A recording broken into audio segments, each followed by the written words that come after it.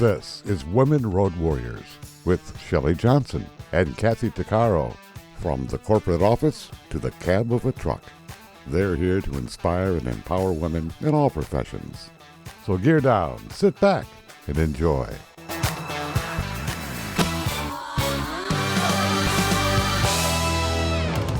Welcome to Women Road Warriors with Shelley Johnson and Kathy Tuccaro.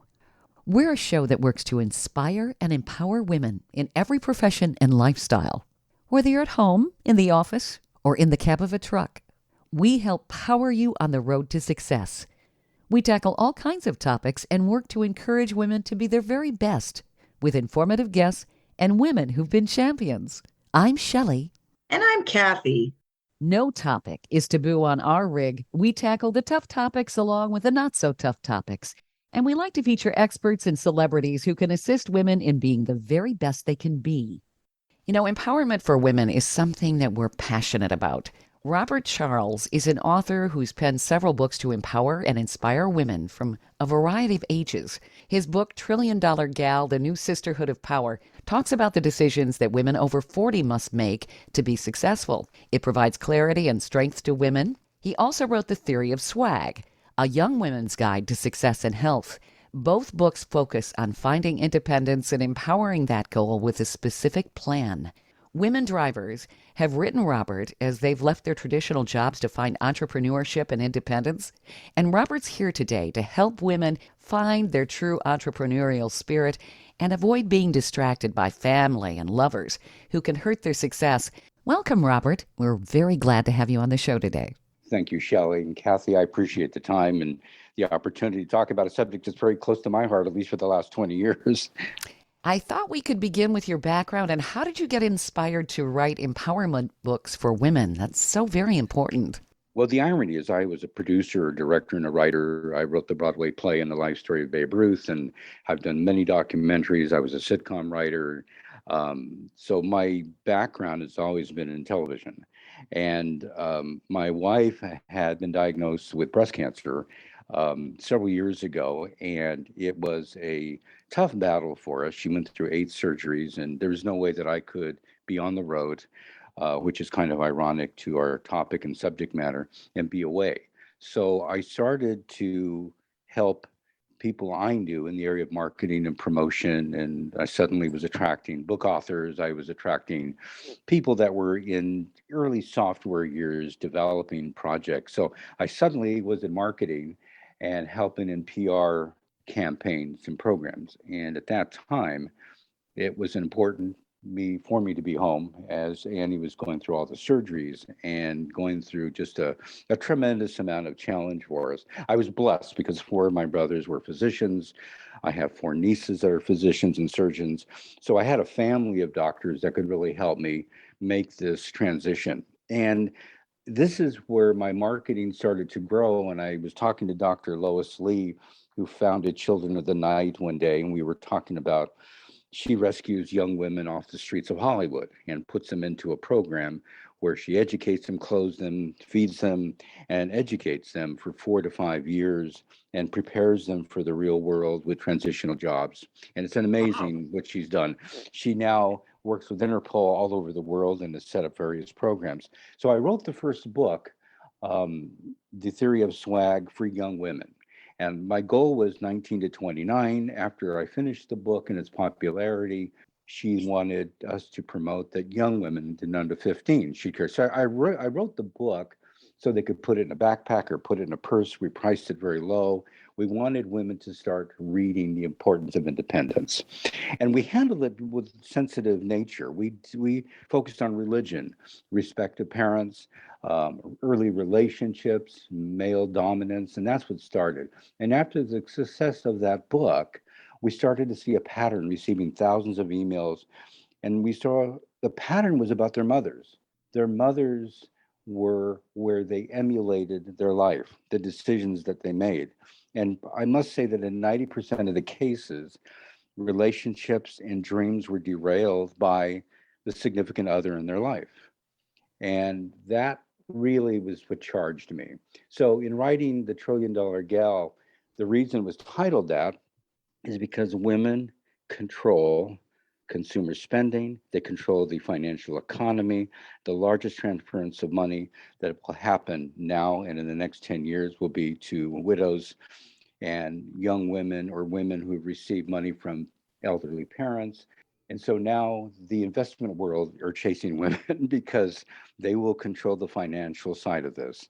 And I was very inspired by a dear friend, Victoria Felton Collins, who wrote a book called Love and Money. And in it, she talks about the line between don't confuse the two. Love is love and money is money. And oftentimes in marriages, males tend to make sure that that money is able to control decisions. So that's kind of what inspired me to start writing books. And the nice thing about it is I start receiving emails from women. And I remember when I did a documentary on road warriors that opened the door in the trucking industry. And I started talking to a lot of men at first that were on the road. And then suddenly, back about 15 years ago, 10 years ago, women started to, I saw dominance in the trucking industry. And Mm-hmm. what a wonderful opportunity, not only of independence, but making your own choices of income, your own choices of your time, and how they operated on the road. And then I became just fascinated about the importance of trucking in America. It's an industry that is, I think, needs to be highlighted so much more than it is today on the Mm-hmm. importance of it. We don't hear about trucking until there's obviously a pandemic and other situations that may incur it to be in the main news. But I'm fascinated by the women that do this. You know, it's interesting. You're talking about how the significant other can really derail a person. I can personally identify. I was married very young. I was still in college. I remember my ex-husband, he locked me out of, we lived in a mobile home at the time. He locked me out. I was studying for exams and I couldn't get in to study.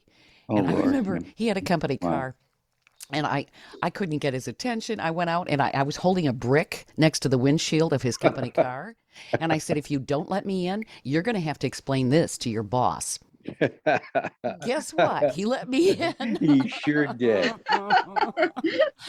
And that's, I mean, the symbolism in that is amazing because that's what it takes to say women forget the empowerment. And in the book, I talk about women have been trained since childhood to please others, and it's please mom, please dad, please the boyfriend in high school, the teacher, please the employer, then the professor, consistently having to please others. And Yeah, slowly what fades away is what was that dream? I have a sure. client right now who is 70 years old. She retained me to polish a play script for her. Mm-hmm. And I had to literally teach her how to write for the theater because it's very different than writing a book. Sure. And so we did that. And I said, we can pitch this at a higher level because this really would make a wonderful animated movie. And so we took it to Disney. Disney loved it. And we brought in, we pitched it to a very, very popular top three female singer. She loved it. And we're developing it now for her with this celebrity. Now, whether it moves forward, we don't know. But Mm-hmm. the point is, she is 70 years old and she's absolutely in awe of her life at 70 to Mm-hmm. be able to fulfill the dream of this script that she's been writing for 20 years, to see it come to fruition because she was never trained. And she even talked about her late husband Mm-hmm. exactly in the same way. She goes, he was a lovely man, but he was very Italian and he wanted things done in his way. And this would have never happened if he were alive. Oh, And sure. and it's a heartbreaking because each generation seems to mirror the other. Yeah. And it's going to be women like you and shows like yours that will crack this mold and say, you know what, it's okay to be independent. The negative messages are really big worldwide to the younger population and to actually a lot of women. Yeah, messages such as like, who do you think you are to even want to do that? Or you're not good enough. Like, who, you're kidding yourself. Like, look at you, you're not worth that. And, all those negative, low, battling, self-image that just creates the woman self-doubts that, oh, maybe you're right. Maybe I'm not good enough. Maybe I'm not pretty enough, or maybe I'm too fat, or, I'm not worthy enough. Or so then it smashes them. And I know I'm Kathy, speaking. you're right on point. You're exactly Yeah. right on point. And that starts at a very young age. And I've seen it with women in my life, and I've seen it with people that have written me, that pattern, that Mhm. negative pattern.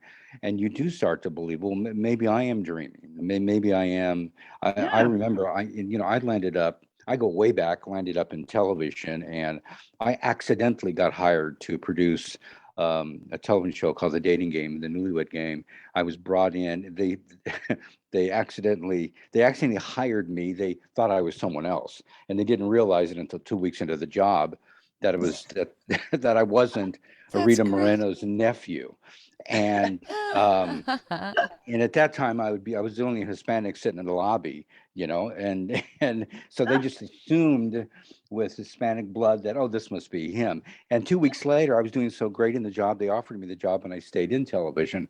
And so I think the important thing here is the negativity that the influencers have on you, and Mhm. to convince someone that they have it, that they should pursue that dream. And that's the gift we're given. I wrote a book called An Interview with God, and in this fantasy writing, God says, I give you two things, and that is life and choice. Hmm. And what you decide and what choices you make is going to be the pattern. And you're going to fail, because fail is part of succeeding. We've all failed.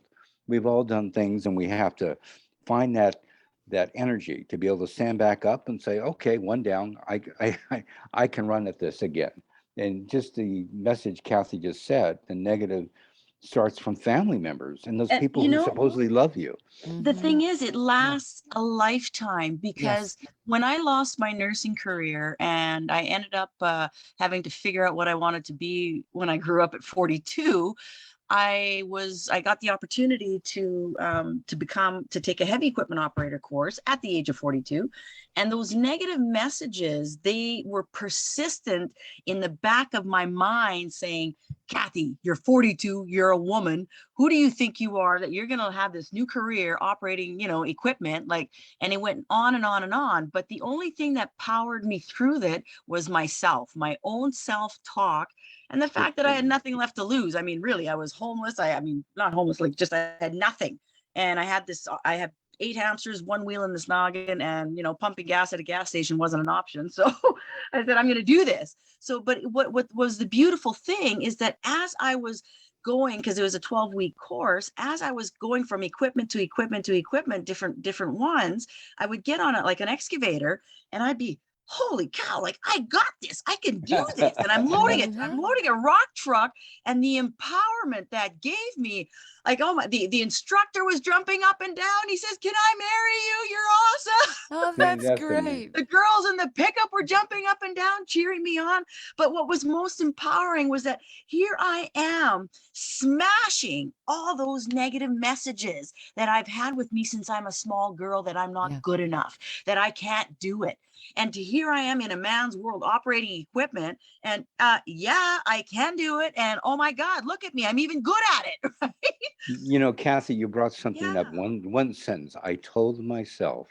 I mean, that is huge. That's Yeah. major. That is the inspirational turning point. When you tell yourself you can do something, despite the odds or Yeah. despite the challenges you're going to face.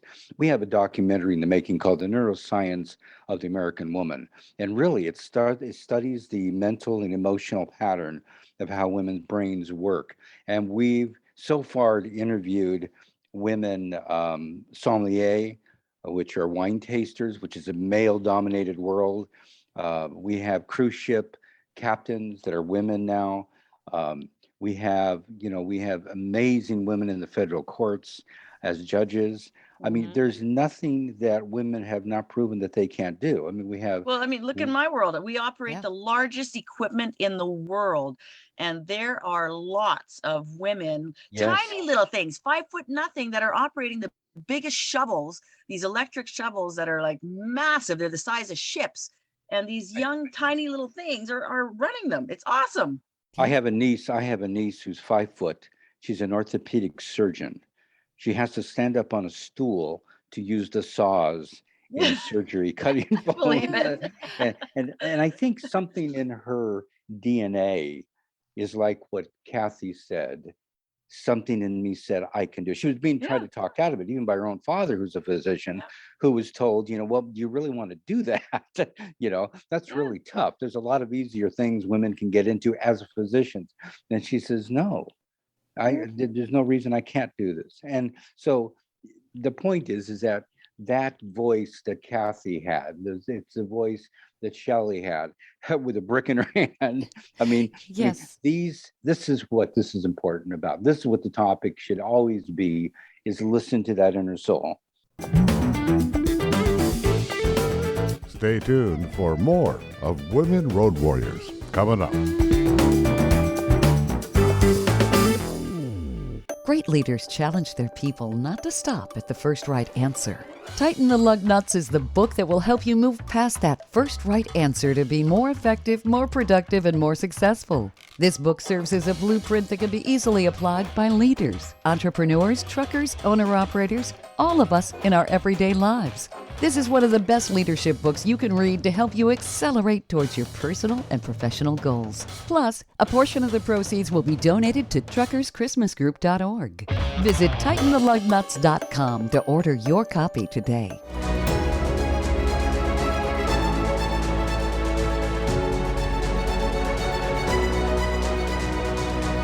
Kathy DeCaro is nothing short of amazing.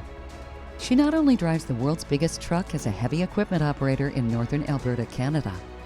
She's an international motivational speaker and the author of Dream Big, an autobiography about overcoming a lifetime of trauma and abuse that led to dreams of success.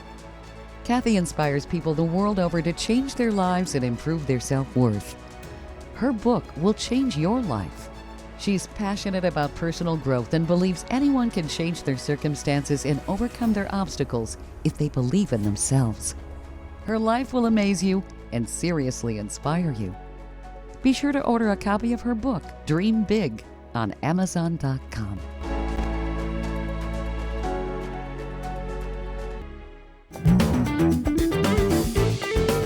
Welcome back to Women Road Warriors with Shelley Johnson and Kathy DeCaro.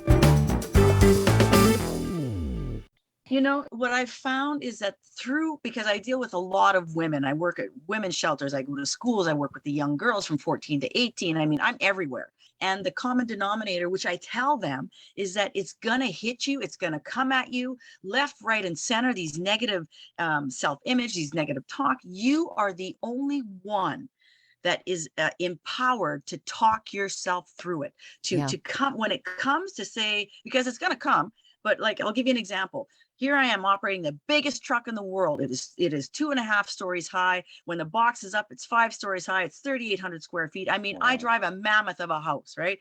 And the first month I'm driving along and I get this really, really bad post-traumatic flash. I'm seeing all the most violent images of my life, the most degrading, the most humiliating. And I can hear the words screaming at me, you're useless, you're a waste of skin, you pollute the air. Lord. And I'm hearing this and I'm driving through this intersection, and there's a long lineup of trucks down one way, to trucks the other way. People are getting out of their trucks because when one of these trucks goes by, the sound alone is impressive. They're not looking at me, they're looking at the 14-foot tires, right? Of course. So in the cab, here I am, overwhelmed. It took my breath away, the whole violence thing. And so I could have easily fallen into that negative concept that, I shouldn't be driving this truck, and maybe I am worthless. You know how that goes. But instead, I stopped it. I rolled down the window. I took all that negative vibration and I threw it out the window. But in the meantime, here I am left with this gaping hole inside my heart. And so I took the negative out and I replaced it with something positive. And what I did, this is silly, but it empowered me at the time. I did the queen wave. Okay. And I'm waving to all the security guys and the people looking at the truck. I'm like, hi, it's Kathy. How are you? Good for you. Because it was the one thing that enabled me to get my power back, to not let those negative messages take me over. And I'm like, to all those people who told me that I wasn't good enough, who is driving this truck? Me, not You them, know, Yeah. me. Yeah. I the had neuro, to talk myself through it. And you're that's what, so right. yeah. You're so right, because the neuroscience of the brain is designed to be positive, but it's been programmed your entire life to be negative. So Mhm. it's going to be the comfort zone where you're going to go. Isn't that ironic? Your Yeah. comfort zone is to demean what you're doing, yet you have to fight it with the opposite that got you through that tremendous. I can just see the scene of you challenging that negative thinking, and I think that's what's important. And again, whether it's the brick in Shelley's hand, or whether it's this four-story, you know, Mhm. carriage that you have, the both those parts of the brain kick in. It's on the same side of the brain that kicked in that you both had. And that's what's phenomenal. That's what we're able to do. Do men have the same kind of processing? Do they tell themselves, gee, I can't do this? Or is that something that's unique to women with their conditioning and everything I'm going to else? tell you something. One of the questions I get asked all the time is, why do you write books for women as a male? Why don't you write some books for men? I said, because most men don't think anything's broken. Yeah. Women Good always answer. women always think something's broken. They're the Yeah. most phenomenal investors, and in limited partnerships that I've worked in, I remember the writing the story of Babe Ruth for Broadway. The investors were men and women, and I love women investors because they ask you so many questions. Hmm. They will ask you the most hypothetical questions. They will ask you everything about the investment, the return. Well, Robert, what happens if you die? Who's going to take over? Because, and I love them because by the time they make a decision to do it or not do it, to invest, you've thoroughly answered all their questions. Men won't do it. I would get a phone call from somebody on the golf course said, I'm going to invest 50,000. I said, well, did you read the prospectus? No. Well, why are you doing it? He said, well, John did it, so I'm going to do it. It was so it's a much different pattern of thinking. The Interesting. insecurities, yes, the insecurities are there. But remember, in the male dominant world, my father was a laborer. My father had a sixth grade education. He worked from the fields. But my father, a week before he died, saw his granddaughter graduated from Harvard Medical School. That's awesome. Two generations, in less than two generations, this happened because that young woman believed she could do anything. Because my father and my mother used to make us believe there's nothing we can't do. There's Yeah. nothing we can. Now, I personally think my father did it for his own ego. That's just was his pattern, his narcissism. In other words, don't embarrass me, make me look good. But the end result was we actually believed we could probably do anything. And I think that's what's important. Kathy has that experience. Shelley, you've had that experience. Hmm. And again, I'm sure the brick in your hand to me is so symbolic. It took you to Yeah. the very edge to respond. And I got some attention. Yes, you did. Of course, my ex-husband said part of it was because I have red hair. It's like, no. As my mother would say, you could dye your hair, but you can't dye your soul. And certainly I was born a redhead. And yes, I guess there's that fiery disposition, but there's something else there. It is who you are. Well, that's Fire. spirit. Yes. That spirit. And again, I think women have an inherent inner spirit to conquer. That protective nature that they have it's not just taking care of family and feeding and clothing and guiding them, but it truly is having that ability to dream and reach those dreams. Do you think also women, when they're trying to accomplish something in work, that they're very torn, they feel guilty, they have the maternal instinct that kicks in, or they think, gee, I'm not being a good wife, or if they're caretaking for parents, a lot of people are doing that today as parents get older. They feel like they have the weight of the world on their shoulders and they got to do it all. And it's like, well, maybe I don't need to pursue my career as hard, or maybe I'm just being selfish. Sure, Hmm. guilt is Yeah. powerful. Yeah. Guilt is powerful. And we see it across the board. It's not just about income. Be careful with girlfriends. You'll have the girlfriend who loves you as a great friend. As soon as a man comes into her life, you don't hear from her. I Yeah. mean, there's patterns here that women follow that becomes toxic. Family can be toxic. Men, girlfriends can be toxic. Um, it's very different today. And I think the reason monogamy was a huge thing. Men were always the cheaters. We now have a 50-50 balance. Why? Well, we have the internet. It allows someone can just listen to you. It's very provocative for a woman to have somebody finally listen to her and slowly gain that empowerment.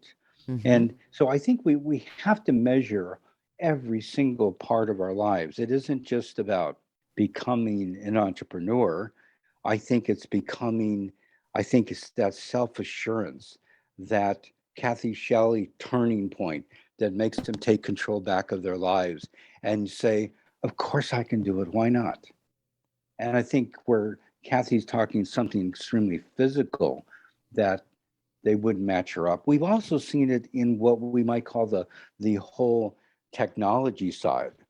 Google, Apple saw women coming up that were as good of engineers as males, even better, and scientists that are women that are doing remarkable things. And we always think, I mean, there's the whole, the sense of humor when people think of doctor this, doctor that, doctor this. The first question they say is what did he tell you? And I'll always say, what did she tell me? Because our brains always are triggered that this is a male dominated job and not female. And my dad, was self-taught. He finally owned a construction company. And I remember two of the women that worked for him that operated backhoe machines. They would make fun of my father for hiring women. But he says, I asked him one time, and I had a very strong mother, so there's the influence. I Mm-hmm. said, well, why did you hire women? He says, why not? He says when she sits up there operating that backhoe, she's got the same physicality, the same mental ability to do the same job, and she's a hell of a lot more reliable. So I thought that was an interesting topic. Well, actually, Kathy, the studies have shown that women they're safer drivers, right? Yep. Yeah. Yep. We I agree. are. We don't drive it like we stole it. Yeah, right. Uh-huh. But I think everything you two talk about is so important because it goes far beyond, it's a mental operation. It's convincing young women they can. You don't know how many women I hear from young women who have been derailed by their significant other. And it's painful. It's painful to hear and painful to see. And it will take them another 10 years to come to that Mhm. realization. But Yeah. wouldn't it be amazing that women at 15, 16, 17, as they mature into adulthood, have this inspiration? And with shows like yours, we're going to have it. We've just got to get young women to start listening to both of you. Well, I agree. thank you. Yeah, I agree. I mean, I see it in the youth all the time. And the biggest message that I give to them is you got to believe in the person you want to become and don't listen to what other people are saying. Who cares what your boyfriend thinks or says? If he doesn't like you the way they are, ditch him. Yeah. Yeah. Yeah, and I think Absolutely. even, Don't tolerate the negative input. Just and we don't have, cut it off, right? yeah, and we have that in our relationships. I mean, it's pivotal. It's a big part of our thinking. We have taboo subjects. Sex is a huge taboo subject, and men will use love to get sex. Women use sex to get love. There's a passion that we have of wanting to be cared for and loved. And sometimes we misinterpret that and we apply it to other things, and we suddenly lose control by giving the significant other the control to your future, your pathway, the way you're going, the decisions you're making. And I think statistically, though, it's the reverse. Males go to women to help make decisions. And in studies that we've done, studies that we've seen, it's amazing that even young gay men will go to a woman to help make a decision. So every consumer decision made in the American home today are by women. Real quick, had a client in London, builders, contractors. I looked at all their ads. I said, I'm sorry, they're just terrible. They're messy. I don't know what to tell you. I say women are going to make the decisions whether to give the go ahead or remodel a home. They go, what? No, men make the decisions. This is my argument with my client. I said, you're wrong. So I convinced them to change all their ads we change it to blue. We change women in the pictures. Women were helping making the decision on blueprints to remodel. Anyway, long story short, their sales went up 300% as soon as they started focusing on women. Because when you remodel a home, it's not a male world. The female will make all the decisions on what it looks like, what it's going to come out like, or he's worried about the mess and the dirtiness and moving stuff out. So it's really important that we start thinking the right way, that women are controlling the consumer decisions in this country. They are. But it's interesting that the ad agencies have taken decades to get that. It's been going on for a long time. And case in point, women, I think, make more of the buying decisions in terms of vehicles. But yet when they go in to have their car worked on or their SUV, they get a lot of crap still from You're the right. service department. Is your husband going to come? There's a dealership, Proctor dealership in Florida, Southern Florida, and they hired me, and my focus was strictly women. Mhm. Women, I said, go after the women. They're making the decisions on the car purchase, not the guy. The guy will come in and look at it. He's okay, well, let me think about it. He's going to go home and ask his wife for permission. Right. You think we should buy this? And so they did, and their sales went skyrocketed. They started saying, come in here, we'll help you make the decision. They've got women salesmen, they had women mechanics, and it's done blossoming business. So it's real. And I just think that if you can reach each generation, and we also have this prejudice on age. Yep. I have three clients that are over 7 years old. They're starting their second life and doing things, new businesses, new work. And that's what's exciting. And again, all this is based on what this entire subject is about stereotyping. There's a lot of stereotyping that goes into women. You can't do this, you can't do that. I mean, let's pigeonhole. And if you're over the age of 40, well, maybe you shouldn't be thinking about that. And maybe you want to dress differently, honey. This kind of stuff. It's still out there. Well, if you look, minorities got the right to vote long before women did. Women had to fight for it. I mean, it seems like we have to fight for everything we want to do. And you talk to women. I mean, on Twitter, I've talked to Morgan Fairchild, Cher, they're over 70 years old and doing magnificent things. And they're still extremely active, but there's such a prejudice. And I think women bear even more of it because you can't wear your hair long. You're over 60. It's some really silly rules that somebody made. David Ogilvy, the founder of advertising back in the 1950s, he said, well, why do you, focus on women? This is in the 1950s. And he says, the consumer's not a moron. The consumer's your wife. And his point way back then is exactly what you just said. And that is the decisions are coming from women. So why has it taken society so long to acknowledge that? Probably because of stupid men. I mean, I think they go back even to our forefathers when they wrote the Constitution. Yeah. They simply had one thing in mind, that the only voters would be white men who owned property. Right. That was it. Yep. Women were never, ever considered in those days. So there's our breeding, there's our thinking, there's our DNA. Women back then were chattel. They were property. Absolutely. And I think that's probably why it's taken so long. But the interesting thing is in the 1960s, no one thought that by the 2022 that we would still be holding on to some of these old patterns. Yeah. That the woman belongs in the home, cooking and raising children, and the men go out and do the hunt. Again, the thinking and the patterns were designed by men. But believe me, without women, we would never advance to where we are today.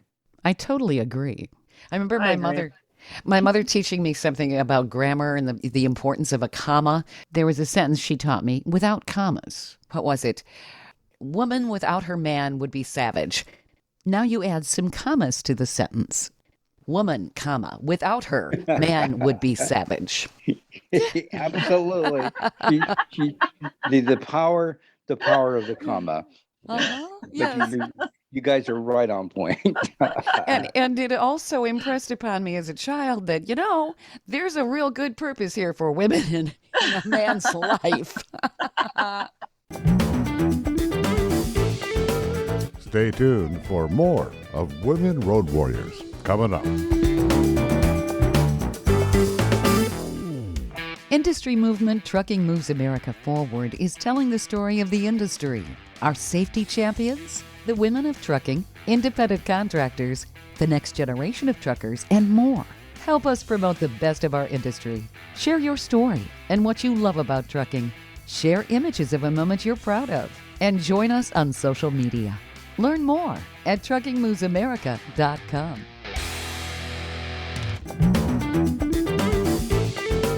Welcome back to Women Road Warriors with Shelley Johnson and Kathy Tuccaro.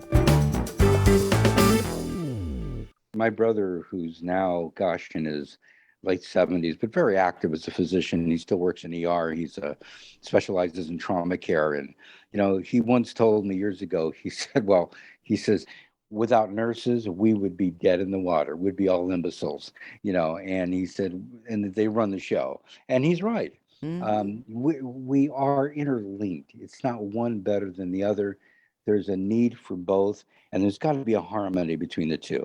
And the most beautiful thing a man can do, I remember lecturing in San Diego, and there were 600 students. I mean, this was after the first book. And I remember a woman, there was male and females both in the audience, and a woman raised her hand and she says, what do you think makes a good lover? And the guys, of course, screamed and yelled and hollered all this stuff out. And I said, a man who listens. And I said, if a man could listen, she will tell you everything. And I think that's the one thing we don't do. We don't listen anymore. And I've gone after the medical field, the lost art of listening by doctors, and they don't. And I think a good physician, male or female, brings you in, and really the answer is listen to the patient. The patient's going to tell you exactly what's going on. Yeah. You're not going to tell them. And I think we don't listen anymore. And I think what's important, and whether in Kathy's example, she listened to her inner self. Yep. She could do it. You listened to that self when you picked up that brick. It was such a moving time. You have to change the story you're telling yourself. That was the bottom line with me. Like, I had to change everything, my old patterns of thoughts, of way of, I had to unlearn basically everything I had been taught. I had to relearn who Kathy really was. And then I had to accept how freaking awesome I am. Yeah, that's Sure. right. Yeah. Because we've been taught not to do that, not to say that. And I think in the Trillion book, I think in the first few chapters, one is called The Awakening. The next one, Guess Who's in Charge? The next one's Can You Spell Independent? The next one's A Mirror, Mirror on the Wall. Then is Change. And I literally lead women by the hand each step of the way to make sure you can look in the mirror and realize, my God, it's me. I'm the one in charge of my own life. But it takes me 4 chapters to get there, because that's the thinking process, because it's so easy to be derailed. And then you get to a point where you find that independence, and guess what? They're not going to like it. Your friends and lovers aren't going to like your change. They're not going to like it. They don't want you to change because it's uncomfortable for them. They want you in a certain place. That's right. And your independence is not where they want you. Yeah, you could have female friends who are like, oh, you don't want to try that. Instead of being a champion for you, let's undermine it. Well, it's a mirror to themselves. If you do it, then it means I should address doing it myself. So it's really uncomfortable. I remember Annie, my wife, had a girlfriend who had a PhD, and she would always demean what Annie did. And it was, well, it's a great thing you met Robert. All my wife's success was because of me, according to her thinking. But that was her pattern. Annie was independent in her own right. She was a production designer. She was extremely creative. I was lucky to have met her. But to her girlfriend, the girlfriend was always trying to say, it's because of Robert. Well, despite that it was the opposite, it didn't matter. And Annie was strong enough to realize, I could see in moments she was impacted by her so-called girlfriend's comment, but we can't let other people do it. And it will come from other people. Sure. It will come from people that you think love you. Do you think that women are taught growing up to be jealous of each other? Oh, because absolutely. hey, she's got a prettier dress than you do. Oh, wow. Look at the guy she's with. So, I mean, you immediately are in a sparring contest, even with your own Automatically. friends. Yeah. It's triggered female to female. And Mm-hmm. in my opinion, um, especially more in multi-ethnic groups, we will see that too. You'll see it in cultures where no, your guy's better looking or more successful Mm-hmm. than my boyfriend. And so they'll start to demean you and start to find problems. You cannot be happier than her. You cannot be more successful than her. And you just said it early on. What you need, a true friend is going to be the one who's applauding you Oh, yeah. and who's going to be just wonderfully happy for you as that spotlight hits you. That's true. That's the heartfelt part of friendship. When women can't work together, it weakens us. I mean, if we're a unified front, that's how you get things to change. And I think we would have seen change. That's exactly on point. But, we were talking about the power of women and consumer. Well, Mm. you're individual in little neighborhoods and you have tremendous power. When you come together politically, whether it doesn't matter what side of political reigns you're on, the important part is politically, we've seen major change. And that's really important. We're the only country in the world that has not recognized that women can lead countries. They can be Oh, yeah. marvelous leaders. I met the first lieutenant general in the military, in the Marine Corps. She's a female, and she's leading more troops than any troop than anyone has in history. This is their. I don't know. I mean, I have. I truly have a saying. I think if we can get women leading the world, we'll have less conflict and less problems. But Yeah. that's my own personal opinion. I just think that we need to break patterns, our thinking patterns. And that's why your books are so very important to get people to think differently and break those patterns. And it's tough to do. I mean, you're conditioned from a very early age.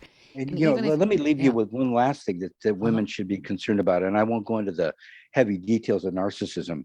And that is narcissism can be healthy and can be very dangerous. And Right. narcissism, if you go on to Amazon and you typed in narcissism and mothers, you're going to Mm. see a myriad of books come up Yep. because a big conflict are the mothers that demean their daughters, Yep. not their sons, but demean their daughters.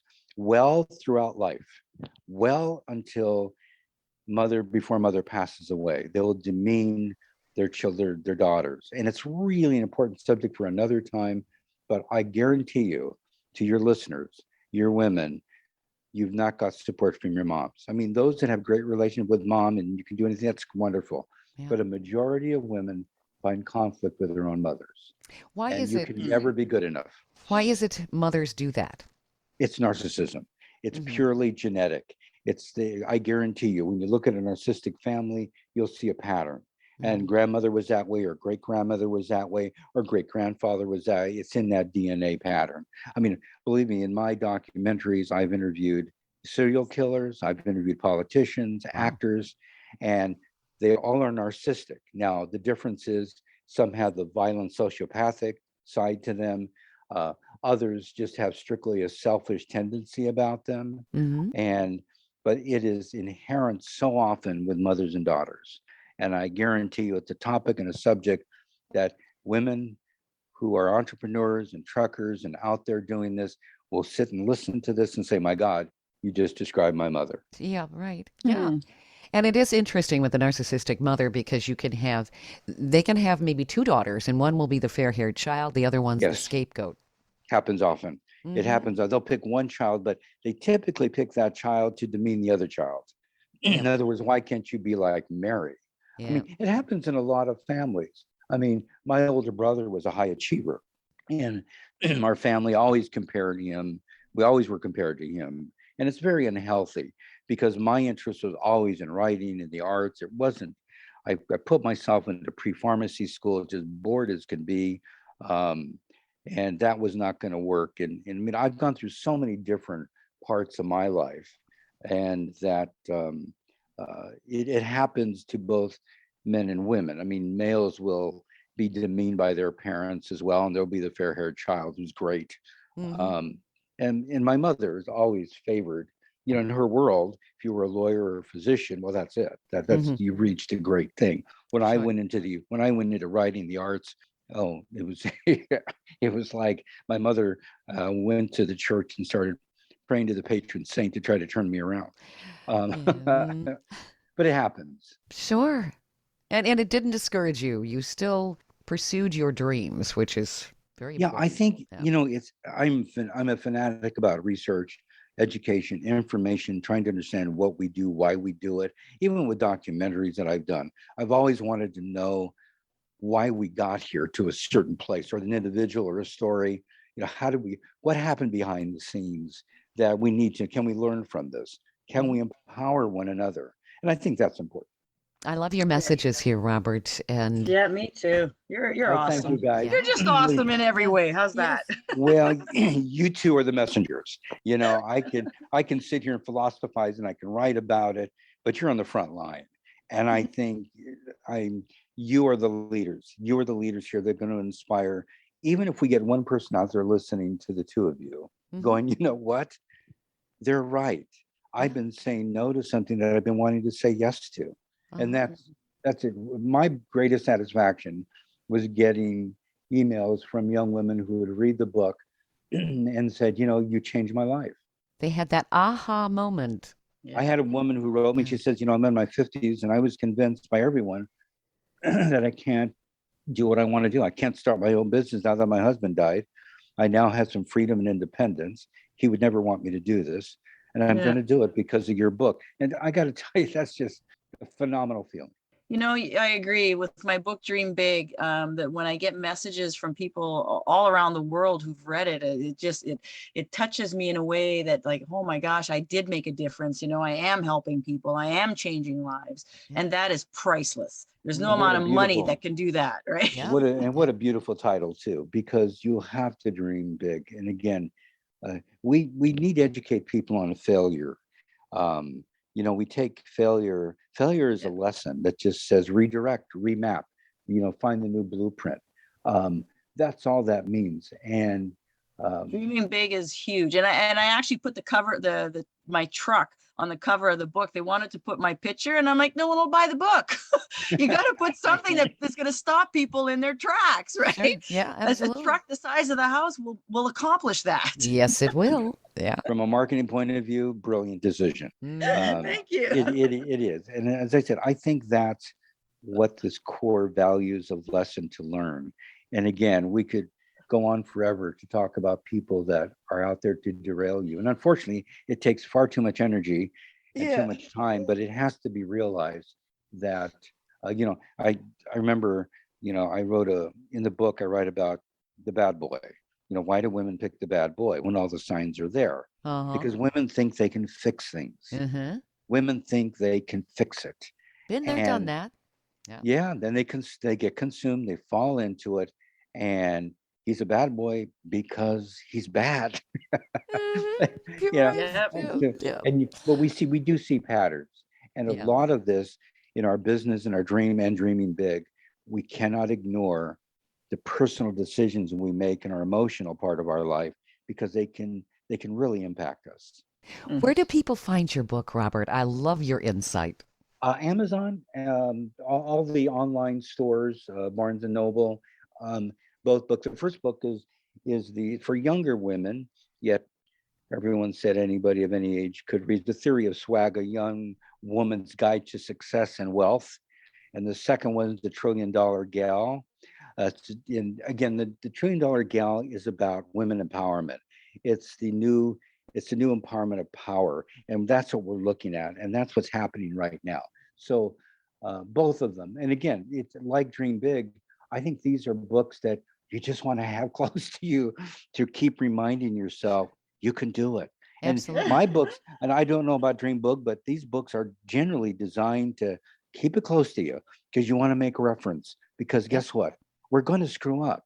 Mm-hmm.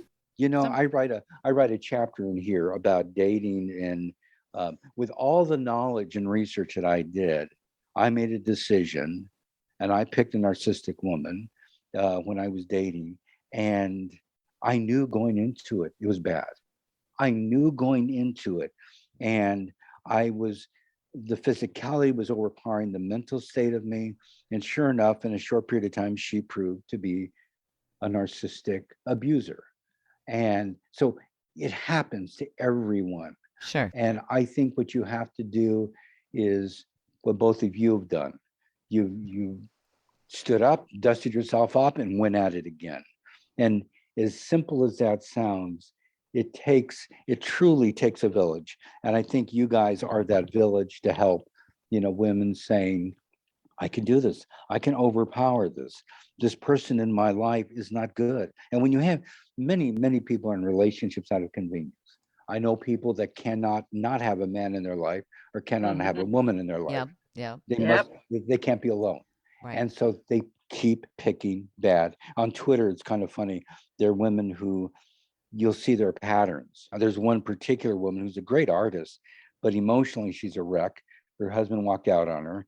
And in a very short period of time, she would say, I think I met a great guy.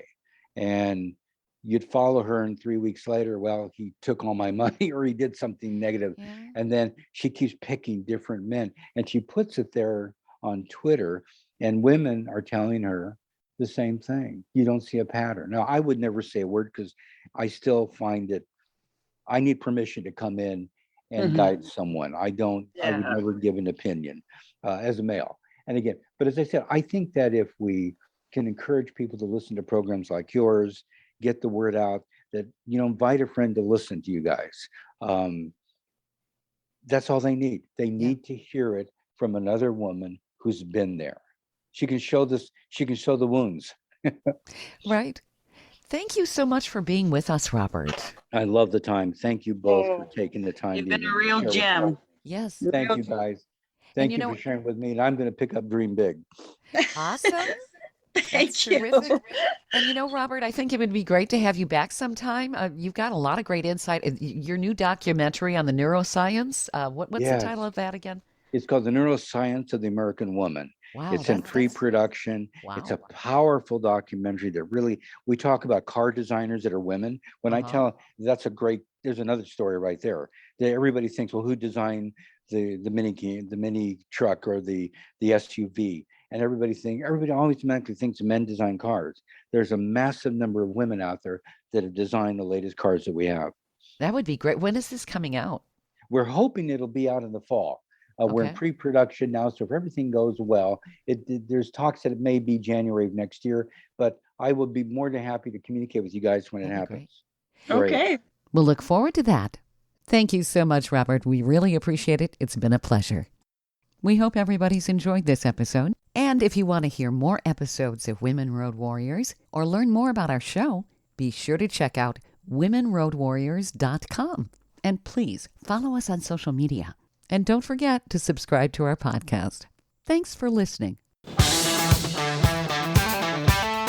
You've been listening to Women Road Warriors with Shelley Johnson and Kathy Tuccaro.